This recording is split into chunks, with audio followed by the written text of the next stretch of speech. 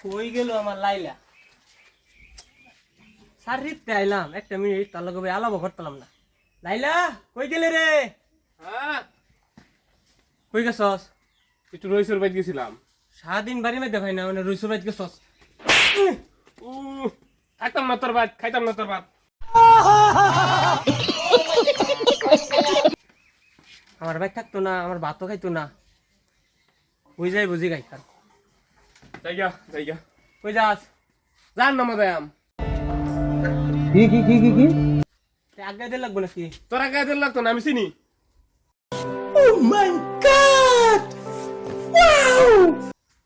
I রে কি আর শব্দ হইলো মোবাইল বেতন ঢুকি উঠছে দাদা আই রে